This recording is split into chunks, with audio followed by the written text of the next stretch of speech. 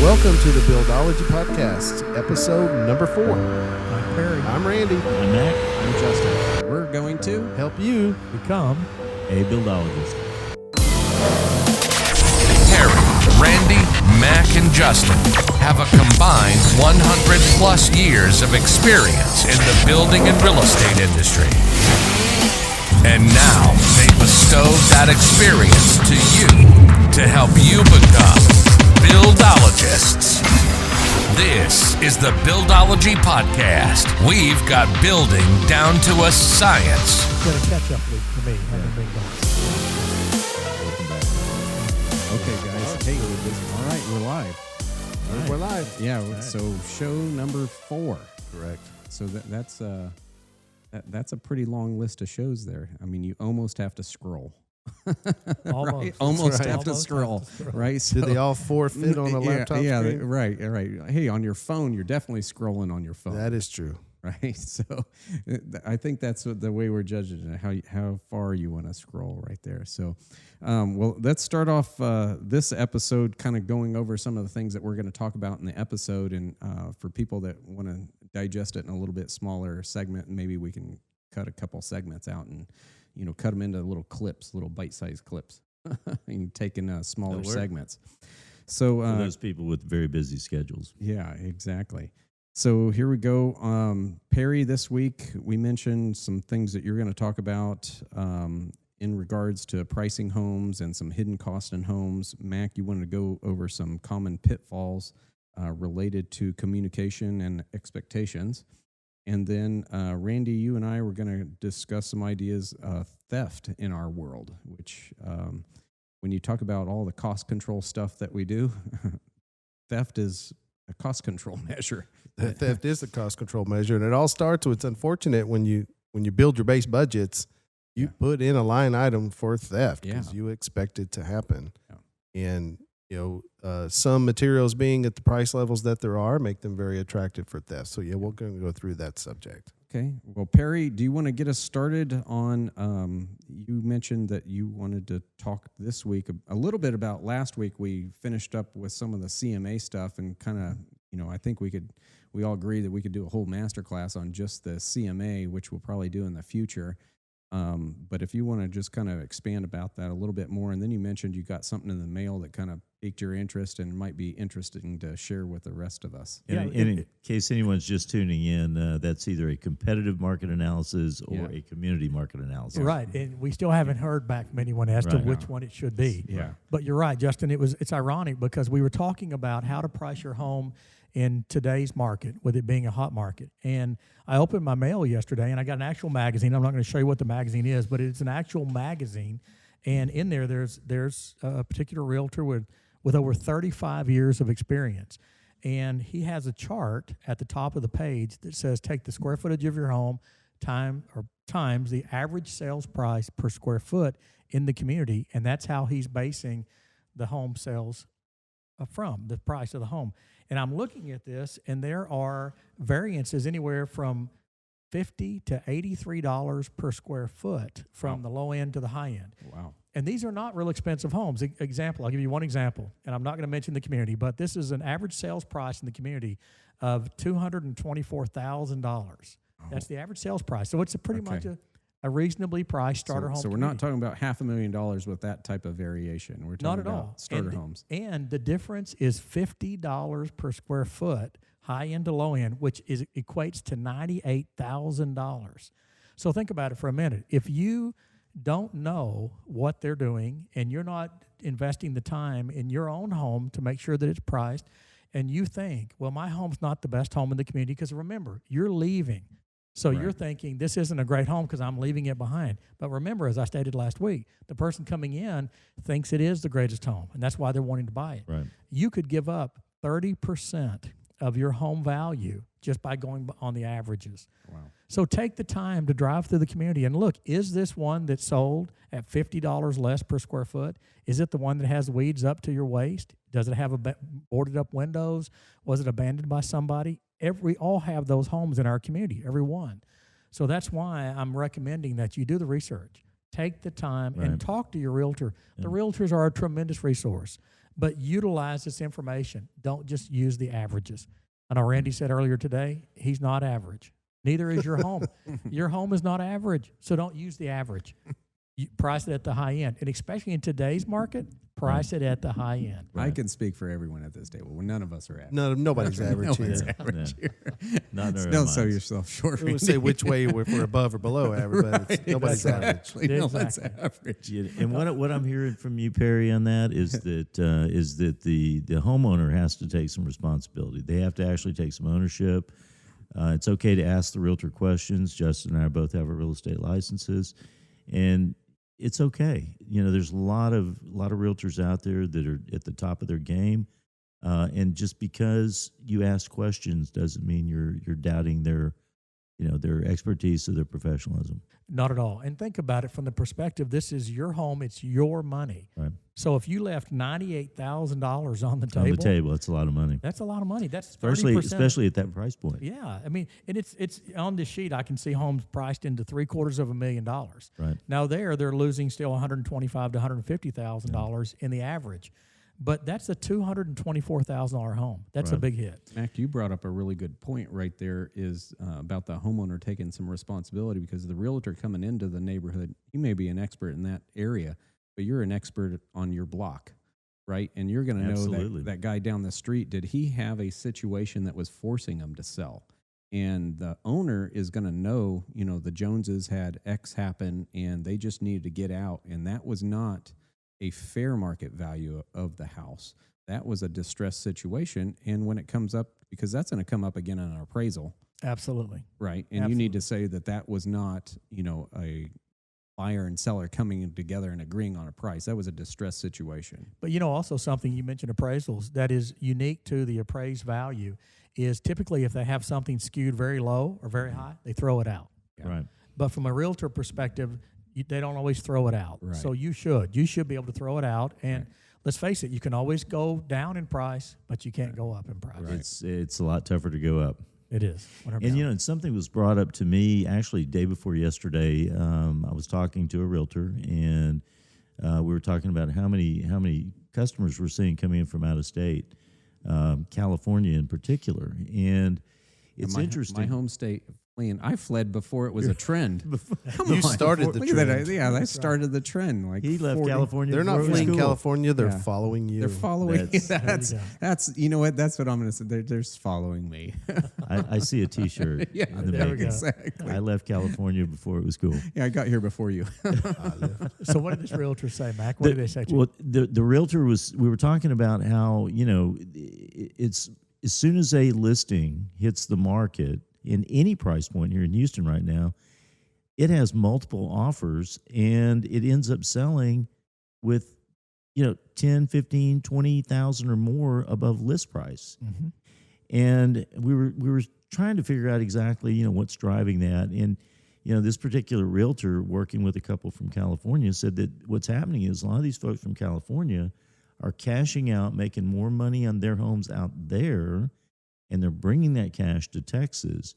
And it's not necessarily the local buyers that are participating in this transaction.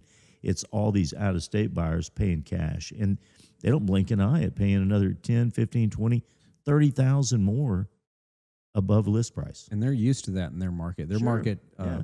behaves like that very regularly, sometimes positive and negative, Yeah. but they're used to that backup offer. And Texas, it happens, but it's not as frequent as true. Yeah. on the coasts that you see that. And Houston, historically, the resale market, new home market, I mean, you look at all of them, and we've had a fairly consistent 2 to 3% appreciation in value year over year over year. And this past year, we're looking at 13%. That's so this is the biggest spike I've seen in my lifetime. Yeah, a point to that, Mac, I pulled up, we have a local county magazine that measures real estate data. And there was a zip code in our county that showed 68% growth year over year. Wow. 68%. The median price skyrocketed. And when I looked at it, I was like, well, there had to only be like 1 or 2 sales or something like that. And it wasn't. There was a No. couple hundred. Well, I did a CMA just last week on a community up here in the area where we're at. And over the last 12 months, this is one community. This was a community market analysis. Right. 145 closings in one community. So, Well, I know it's in my neighborhood the week before snowpocalypse came. There's that name again. I was walking my dog around the corner. It was on a Saturday, and there was a home for sale just down the street from mine. And they were having an open house. They're having scheduled open house that day. And we turned the corner, and it's a flashback to the old time. It was a waiting line to get in. There were at least 15 realtor buyer combos waiting. They were socially distancing and doing all of that, but they were waiting to get in and look at this home. Wow. And it was the only one for sale sign that I could see that day. But that is definitely not getting in the middle of the average of home site, because that's a highly desired. A lot of people looking at it. You should be able to command a price for that. Absolutely. And that's why I just want to bring that point up, because it's a quick story. I was at a seminar one time, and there was a very large consultant there, and he was like 6'8", 6'9", and he said, "I'm not a very good looking guy." He said, "I admit it, but I want you to meet my wife, Miss California." He clicks a picture of Miss California. And he said, "Now, why is it? How did I attract her? Because we've been married for 30 years. So I had no money when she married me." He said, "You know why? Because I asked." He said, "Everyone was afraid of her. No one would ask her." He said, "I wasn't married to Miss California when I asked her out on the first date. So I had nothing to lose." It's the same thing with your home sales today. Right. If you don't ask, you may not marry Miss California. Don't be afraid to ask. Go for the higher price. And I think what, Mac, you brought up a good point too, was the realtor. And then it kind of goes back to our market's not used to behaving like that with multiple offers and stuff. And so as a real estate professional, you need to kind of be cognizant of that too, and knowing that sales price might not be what it was last week. It could be different this week. Very true. Things are volatile right now, to say the least. Yeah. So operating on your historical knowledge, not projecting ahead, might do your client an undue justice of setting the price. You get outside your comfort zone. Right. But that's how you find things. That's how Michael Dell invented computers and things of that nature. I mean, you get outside your comfort zone. That's how you find things. That's what they've got to do. Very good. And I just wanted to touch on that. And I bet that again, with the master class that we will be designing, that's going to be a great topic for folks to Absolutely. I'll be happy at. to break down the CMA in great detail. Right. And because even as you mentioned about how often, as I look at this, and this is about 35 different communities, there's one community on this page with 3 digits of average days on the market.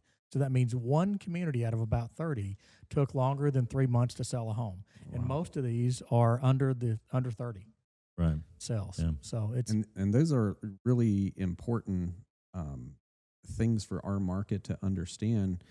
And I think the opposite of it is true too. So as we go through this really, really hot market, there's going to be a cold market side to it. And being able to prepare now for that side of it is important too as a realtor, as you start thinking, okay, how do I maximize the dollar figure that I'm bringing to this client? But as everyone knows, as things shoot up, things shoot down, especially in this industry. We're all kind of used to that. I think we have little smaller peaks and valleys than a California or an East Coast type situation. We're used to it being a little more stable here. And so as we experience this pretty sharp peak, we also have to be prepared for that pretty sharp downside when it does come. But that doesn't mean houses don't sell. That's what it always boggles my mind. Like even when we went, like we talked about here, that everyone calls 2008, a recession. If you were in our industry, as a depression. But Randy and I had a conversation about this time. It's like there's still people buying, still people building, still people selling. There's just less of them. And how do you maximize market share in that situation? Doesn't mean no one is doing it.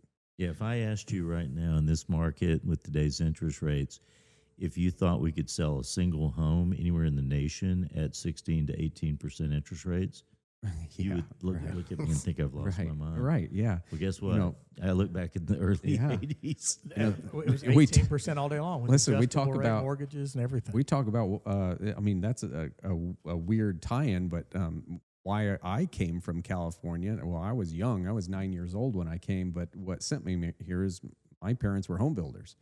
And they were fleeing 20% interest rates in California and doing developments and stuff like that because of those peaks, and it wasn't as bad here. And so it was a similar story. It was just one of those bubbles a long time ago. Yep. But it doesn't mean that nothing goes on. And so as realtors prepare and builders prepare, investors prepare, it doesn't mean there is nothing in a bad time. Right. Just prepare in a good time for it. Well, as a matter of fact, if you look back at the trends of home building and number of new homes and starts and so forth, the reason there's a shortage today of lots, available lots in the Houston area, is because the influx of people did not change from 2008 to 2015. We still had people coming into Houston. The difference was they were no longer lending on new lot developments. So the pipeline was still being full, but there was nothing coming out the other end. Right. And so that's why the used homes got used up. That's why the B and C class lots all got bought. That's why today we're still behind on developing new lots. Right. Yep. Right. Very good, very good. All right, Mac, let's see if you want to kind of move into the common pitfalls related to communication and setting expectations. Absolutely. That I look back over my career, which as I've been at this for a long, long time now. But I've mainly been on the sales and marketing side of the industry, and I always relate back. I mean, you guys know me, and I'm always relating back to the human element. And even with all the technology and as much as it's changed over the years since I got back into this in 1979, the thing I look at is it always goes back to the human element. And that is, just being honest, being real, being yourself, and doing the best you can for your customer. And some of the pitfalls that I'm seeing today, and I actually, experience this myself on both sides of it. The biggest complaint I see from buyers, from customers talking about loan officers, talking about the title company, anything that's related on the people's side of this business, is a failure to communicate and a failure to set proper expectations. And I look back over my management career in new home sales, and I used to tell the salespeople that you can always trace the problems back. When you have a problem customer that comes to you, I go back, dig into the problem. I always find out it was probably the salesperson either set very poor expectations or no expectations, and basically overpromised and underdelivered. Should be doing the exact opposite, or they just didn't communicate at all, or they communicated very poorly. So even though today with all our technology, it's still so important, I can't stress that enough, you've got to stay on top of your game. You've got to keep your customer updated. You got to follow up with the title company. You got to follow up with the realtor if there is one, and just keep everybody in the loop. Mac, one of the first things I remember, one of the first stories that you ever told me, and it just resonated in my head forever, and that you tell every buyer, is that when you get into real estate or building, that it's kind of like watching sausage being made. And no one wants to see it happen, but everyone will eat the end result of it, right? The end result is what everyone's after. It's a messy process. And you used to use that example, and you would explain to people and set that expectation that this is really messy, right? And you're upfront about how messy of a process it is. And I think if you set that expectation and that warn someone that there could be communication gaps, right? And that if you set someone up on the other side of the communication that they're looking for communication gaps, then they're not trying to beat you up when one happens. They might be understanding to say, wait, I think we might not be on the same page here. Right. And it all goes back to just being real and being honest. I can't say enough about that part of the process. And understanding that these are homes built by humans for humans. Right. There are going to be mistakes, regardless of no matter how much effort you try to make.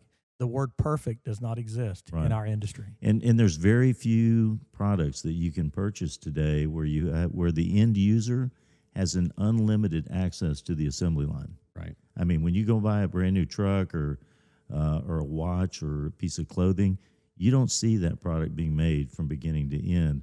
Home building, different story. Even in manufacturing, there's mistakes. They stop the line all the time. Yeah. You just don't see it. Yeah, Well, that's you get the good deals on factory seconds. Right, exactly. The only thing you can buy today where it's manufactured in front of you is a Subway sandwich. Right. And that's it. Yeah. Submarine sandwich. I think Randy was telling us about this donut dipped in butter. No, it's the is it made in front of you? I don't know. Just It's gained 2 pounds. Just listen to famous. I saw Shipley's I'll plug donut it. It's made in front of me, and it looked pretty good. I mean, I'll plug it. I don't care. It's the Round Rock Donuts, and that's by far the best donut on the planet, in my opinion. Oh man, that's gonna be a But race it seems for like there's a Krispy stick of Kreme. butter in each one. It's hard to beat a good donut, that's for sure. I don't think I want to watch that being made, but I'm certainly enjoying the end product. Yeah. Yeah. So, Mac, I 100% agree that communication is the number one pitfall in real estate anywhere. And to me, in my experience, what I've seen we had a conversation kind of before the show started talking about the Nextel communications that we used to use in the industry. And, when cell phones were just coming in, we've gotten to a point where everyone's life is around a cell phone. And I think become accustomed to using text messaging in a business situation. And I think that's a poor use of a communication tool in a business situation, as something as dynamic and changing as along ours. those lines, also know your client, know the person, know your audience. Example is, I remember recently being with a young realtor and young lady, and we were going over list on the house and so forth, and the entire time she's looking at her phone. She's not making any eye contact. She's just giving it the thumbs on her phone. And I thought to myself, she's texting. She's texting somebody. She wasn't. She was making notes. She was on an app writing down everything that I said so that then when we were finished, she could print it out for all of us, and we had copies of all the notes, which I thought was exceptional. But because I didn't understand what she was doing, if I was her client, I might have been offended thinking, you're texting, you're not paying attention. Yeah. So know your client.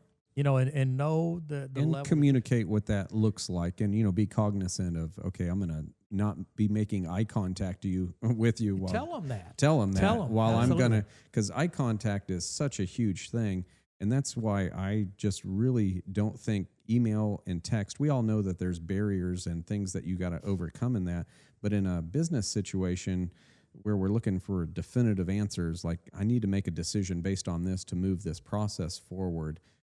There's a lot of nuance in what we do. In picking up the phone, I'm kind of one of those old school guys. I would rather pick up the phone and talk to someone, because inflection means a lot of. Absolutely. And especially in a sales situation, it's almost everything. Right. So being able to judge someone's intent. Yeah, and I was reminded, again, it just goes to show as much as I preach about this, I still make mistakes.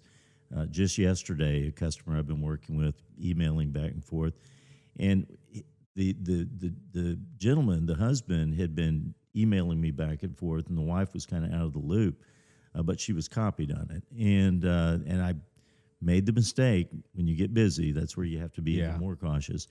But I started just emailing back just to him instead of reply to all. Yeah, it was just reply, and after several exchanges back and forth, he said, "Hey, Mac, by the way, do you mind including my wife on that?" I went, "Man, I am so sorry." Yeah. As much as I really try to be aware of little things like that, it just goes to show that sometimes you can let the details slip through the cracks. Yeah, I've found that when it comes to communication, at least in my past, when things are going well, it's really easy to communicate. Sure. Yeah. Everybody's happy, everything's going in the right direction. Where my pitfalls have been in the past, but I've learned from these mistakes personally, is when things start to go awry, or you don't know the answer to something, or what the how to solve a problem, and you don't communicate that, it gets really bad really fast. And I'm speaking from pure experience, is learning, eating the frog up front and just tackling the hard stuff first. Don't communicate better when things aren't good, and things will be much better. Right. And also just ask, because if I'm meeting with a couple, I ask, who do you prefer I communicate with? And whose email would you like me to use? Right. Or do you want me to call? How do you prefer to be communicated with? Again, know your customer. Let them tell you. Don't assume anything. Yeah. That's the details I was talking about. That it means so much. It really does. I think a lot of times in our industry that there's always a fear of telling someone the price of something or something like it's all around price. And that's usually where something goes awry, is something wasn't communicated, whether, it was, hey, it just cost this and there was no explanation behind it. Right. And you were assuming that the person understood the amount of effort involved with it, and you made an assumption, and we all know what happens there. So anytime you feel like you're the expert and you're making assumptions of what someone knows, I've really found pricing usually is the number one trip up right there, and then everyone's reluctant to say what the price is. My experience has been, if you explain, here's what we're talking about and here's why, then that usually smooths over the A to B scenario of that. And it's the explanation. You said explaining why. Right. And another thing when we get busy, as we all are right now, is I get these lists of questions. And again, when you get slammed, you have a tendency to just want to try to shortcut everything. If it's a yes or no answer, you just go no and move on to the next question. What I really try to focus on is saying no, but the reason for that no is this, and then explain the reason why. Right. It's not what you say, it's how you say it sometimes, and can make all the difference in the world between keeping a buyer on the books and having that buyer just say, I'm done, I'm out of here. Yeah, I think, like you said, setting expectations up front, and part of that is explaining to people coming into the industry, and it doesn't matter where you're coming from. People within our industry don't even understand this, that people's buying experience is going to a store, a thing, or something, and you're dealing directly with the thing or the entity that you're buying from. Not in real estate. It's a subcontractor market. You're buying from someone who's buying from someone, and sometimes there's a lot more supply chains than other things. Sometimes it's a lot closer to direct, and sometimes it's 3 or 4 chains back, and you're wondering why it costs so much because you asked for something that was 4 supply chains back, and you want it delivered to you. So that's something, if you set that expectation and explain why, and then when it comes to the price, explain that this is why it's like that. And if you have a process, if there is indeed a written process that you or your investor group or your company or your team, whatever, I think it's a good idea to put it in writing and review it, because again, we all have short memories, and sometimes we have selective memory. And and again, if you review it and keep reinforcing those points, this is our process, this is how it works. Even the buyer, though the buyer may question it at some point, you can always refer back gently to, well, you remember when we reviewed this, and and there's not much they can do at that point. But again, it's all about being honest, about being real, and doing the right thing for the customer. And I know this is an old school statement, but I'll say it anyway. Give them your undivided attention. Amen. Give the customer. Don't be answering your phone, responding to text. Give them your undivided attention. Can I get a hallelujah on that? Hallelujah. Hallelujah. I'd follow up that with and going to Mack's point is documenting, writing down things. That's kind of where it all is held anyway. If you're getting a phone call and you're not in a position to document what this conversation, then don't have the conversation. Right. Correct. It's okay to call back when you're prepared, or let them ask their question on your voicemail if that's the way you have it set up, Right. and be able to but don't, be true to everything as far as when it comes to documentation and keeping records and that type of deal. Right. Yeah, and that goes kind of to setting, your boundaries and stuff. I think in this industry, people are real susceptible to, we have our cell phones, it's our personal cell phone and our work cell phone, and not setting boundaries with people. And I was always willing to just say, hey, these are my work hours. You have my cell phone, but I might be at the kids' soccer game on Saturday or something. Setting expectations. Yeah, setting expectations, because this happened really early on, and this is why I did this with every client of mine. Is like, you're going to send me a text message, and because if I don't set the expectation of what my work hours are, and I don't reply to it, now you've created a whole new problem. That's right. Right? And if you set the expectations, you can gently remind and say, yeah, got your text message, but I didn't respond to it because, I was taking some family time. And you're allowed to have that personal boundary. We don't have the opportunity to lock our doors, shut it, and turn the lights off and put the close sign on and say, hey, we're going to go handle some personal time right now. And so it's important when you have a customer and you go to that point and you're getting under contract and that, okay, this is, I'm not going to be working on your deal at 12 o'clock at night. It's not the only deal that I have. Right. Well, and it's too, and I run into this a lot. We all do as home builders. Customers that are just trying to understand the program, the process. The first thing they want is, can I afford this? Can you give me a ballpark? How many times have we all heard that? Yeah. I just need a ballpark number. It's not as easy as that. So my experience has been that, yes, we're going to try to give them some information on the front end. This is whether it's an investment deal or a new home or resale home. It translates in all directions. But if you're going to give them a number, you better give them a high number. Yeah, here's my response to that, Mac. When someone asks me that, they say, hey, can you put me in the park? And I just tell them, Yellowstone or Wrigley Field? I always say, well, ballparks are expensive, so I'm not going to answer that question right now. That's a good one, man. Because it's going to be really high. Yeah.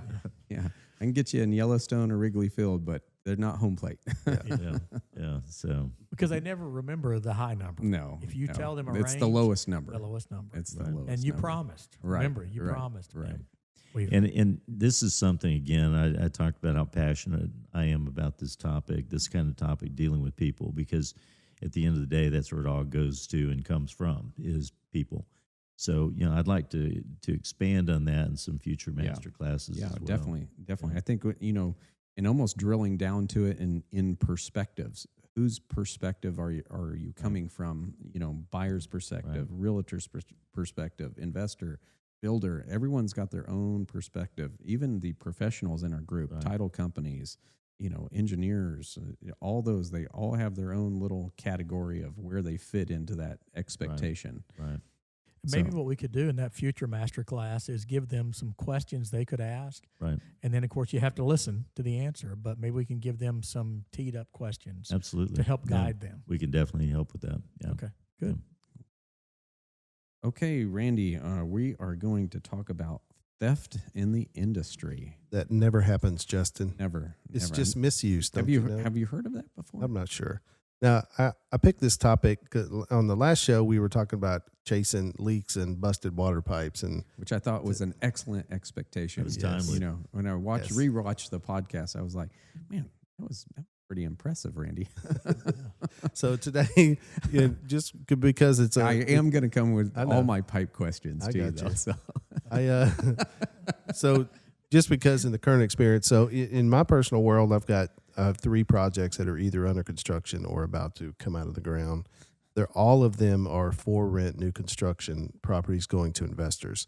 So, but because of heavy construction now in the middle of, one topic is on my mind is theft, because when you're out, anytime you're working in a situation where you are dropping off raw materials in very large quantities in the middle of an empty field where half the time the street lights aren't on yet because the electricity's not there, theft becomes an issue. A 2x4 is, over $10. Exactly. A sheet of 4x8 OSB is like $39. Yeah. So that's like gold. It really is like gold. And It so is. theft is really high in the current situation right now. Recently, although we haven't had large quantities taken off the job, we've had to run several occasions. We've run people out off the property that were looking to do things. So what I wanted to do is talk about, what are the different ways we're doing, in the field with products, with the protection, with technology that we're utilizing to help monitor that and keep that down to a minimum, because that only equates into more cost to the buyer. Yeah. Because if you're experiencing high theft in a first phase, I can guarantee you I'm going to up my theft line, my budget line for theft, because if it's hitting me all the time, I've got to recoup that and keep it going. So it's going to eventually affect the buyer on the back end because it just increases our costs. True. Yeah, I think if you're going in, even an investor going into, you're doing large projects, but let's break it down even to the guy doing a small project right now. He might be doing a flip and thinking, okay, I've got a house right here and it's just got some sheetrock inside of it and I can lock it up and secure it. That doesn't solve the problem. It just doesn't matter how small or how big. Theft is something, if you are not, cognizant of it, can bite you. And it doesn't matter how good your locks are. You've heard No. the saying, locks are to keep honest people out. Right. So it doesn't matter how well you lock it up. I think locks just make homeowners mad. Yeah, they do. They do. You look around and at the large construction projects, the commercial guys, the apartment builders, the large commercial buildings, because the scope and the size of their projects, they've got large budgets for theft prevention items. Right. You'll see the fences go up early, and inside those fences, they'll have if they're stacking material, big sheet goods and things, or units of material. They'll triple protect that inside the yard. It doesn't always stop the attempt. Definitely does stop the attempt, but sometimes it doesn't stop the theft. But when you're building in new construction, our budgets are much tighter than those guys. So you don't really afford the luxury of being able to wrap the entire lot or construction project in fencing to keep people out. So you look for ways to make it difficult.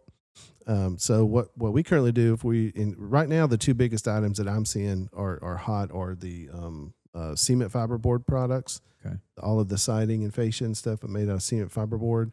Obviously, the sheet goods, that's hot.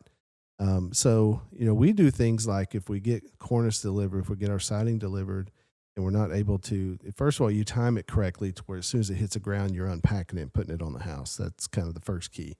But if you're not, so sometimes you can I talk to my framer, he'll stack it in his trailer and take it home with him and just take it to his place and bring back the larger sheets. But we also will stack it around the project and like take siding pieces and stack it on the side and the back and put it kind of out. It's where it makes it extremely difficult for some. It's not just right by the curb where you can pick it up and throw it in a trailer. So, I mean, what are some things that you've done or y'all have done? Yeah, I've been researching it real recently, and there's a lot of consumer products that are coming out. Everyone's kind of familiar now with like Ring and stuff like that where they see doorbell cameras and stuff.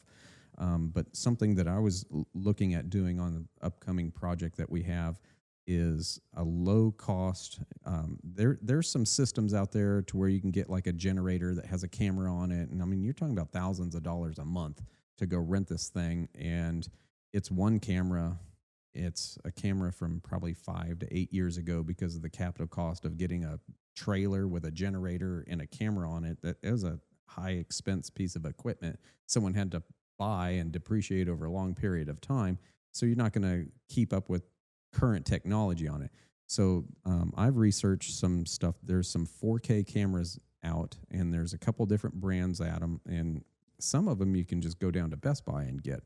There's some less, consumer driven that you have to go out a little bit and do some homework on. But the technology in the cameras, they're all going to work off. They're assuming they're going in your home, so they're going to work off of a Wi-Fi network. And so out on a job site where you don't have internet set up or anything like that, most people see that as a barrier. And the way that I overcame that was going to my cell phone provider and just getting a wireless hotspot on my cell phone plan. And, we're going to hook it up to the T-pole where we have power. And so now I can broadcast my Wi-Fi signal out, and I have internet, and now can use an outdoor consumer product. And the reason you'd want to use an outdoor consumer product, because 4K technology has gotten to the point where it's affordable for homeowners. Well, it's super affordable for a business to come out here. And why you would want to use something that's 4K is because the resolution in it is so good that if you have to zoom in, see license plates, right? And the frame rate, so that everyone remembers when you tried to do animation when you were little, you drew the little stick figure and you flicked the book. That's how a camera works. It's just a bunch of images right back to each other. And these 4K cameras are shooting 30 frames a second at that high resolution. You can get a moving car 45 miles an hour and still capture a license plate. Now, the cool technology that's coming out is that they have facial recognition in them, and they'll send alerts to your phone. So they're not gonna send an alert to your phone if they see a cat or a deer or something like that. it can determine, is that a person on camera, and send a text message to you, right? And some really cool technology that I've seen out there is that the camera is basically staring at the same thing all day long, and it knows what color things were during the day. And as it transitions to night, the little AI system inside the camera can extrapolate that data and make nighttime look like daytime. And the quality that you can get on someone's face at 4K at 50, 60, 70 feet away is unbelievable. And I think that is really the determining factor, or a deterrent factor, if you were going to put that on a job site and you could put 10 of them, 12 of them around a job site. You've got everything covered. You got in the job covered, outside the job covered. They're on camera with a license plate. And now when you call the police officer out there, you're not saying, oh, darn, just give me the insurance report. Yeah, because 9 times out of 10, if something is stolen off a new construction job site, if you have a manager, if you're on a job and you're working for a large company, they require the police reports to turn into the office so they can turn it in. You'll get your order for your new material, replacement material, and then they can work it through their insurance company. And it was always kind of something you just had to go through. I got to call, the police department, come down and do that. But with technology like this, this theft is still going to happen. Obviously, it's just now being highly documented. Right. So it can go to the prevention factor on the next one, or be able to back that up. And calling, getting that report means so much more because you've got that documentation behind it that goes, here's what it looked like, here's what happened, here's the vehicle or whatever, and you can document what was taken because it's going to shoot pictures of that too. And so one way we talk about technology in all of our respective areas of the business, that's one that's a huge plus for us, because the hotspot issue that Justin talks about, we're going to utilize that on a project we have coming up together. And so we can monitor our large bulk purchases. I believe it's really going to help me, kind of go home in the evening and go, man, I know it's going to be dark tonight. Right. We only put 2/3 of that decking on. I hope it's here tomorrow. Well, I'll be able to document where it goes. So let's say, give you a ballpark in pricing, and let's say for, a really, really, 10 camera system, you got it all out there and you spend $2,000 on it. And you look at $2,000 when OSB is $40 a sheet. That pays doesn't for even, itself. That doesn't even cover your deductible. Doesn't right? even right. So it doesn't even make sense at this point. Yeah. And now you're talking about 4K technology, track a license plate, see someone's face, and I guarantee you, word gets around when that starts making it out into, and that's what this show is about, getting information out there. Once this starts getting out into the industry and people start securing their job sites with 4K cameras that can see in the dark and track people down, that's gonna make it really, really interesting for someone trying to do something bad. And the reason I even put this as a topic this week is that, so on one of the projects I have going, earlier this week, I met some of the investor buyers that are buying. I think they have contracted 4 buildings, and so that these are duplexes, which is the hot commodity right now for investing. So they're investing in 4 buildings. That's 8 doors, 8 units. And if they're savvy and they've been doing this for a while, and these are very repeat investors for this company, they'll pick up on things that aren't quite right, of course, because they've seen it before. Yeah. And the fact that you only have half a home decked, or half a building, or half the siding's not on, they catch up on that. You're going to say, what's going on? Yeah, what's happening? Right. Obviously the question is always, when are you going to get it finished? And I always answer, when I finish it. Right. But then I laugh and we figure out a timeline. But they'll notice, what happened in here, and you have to go, we got hit last night. And so technology, best practices on the ground. I honestly, in my world, I have contractors that look out for our stuff too. And so, if you got trustworthy subs and vendors and suppliers that are proud of what they do, they will help you look out their eyes on the ground when you're not there. So it's all about relationship building and communication, and technology and that type of, absolutely. And if I can offer, I'll give you an old school deterrent to theft. One is lights. because cockroaches don't like lights. Yeah. And we know that the thieves are cockroaches. So putting a motion sensitive light on your structure, and if you don't have power, they are battery operated. You can get motion detected battery operated. Somebody pulls up to a job site and immediately there's a light on them, they're going to drive down the street and go to the next job site. Sometimes. What you're talking about there, these cameras, that's what they have on them. They actually so when it sees a face, it kicks on a light. Yeah. Right. And because the best thing to pick up, is light to record at night.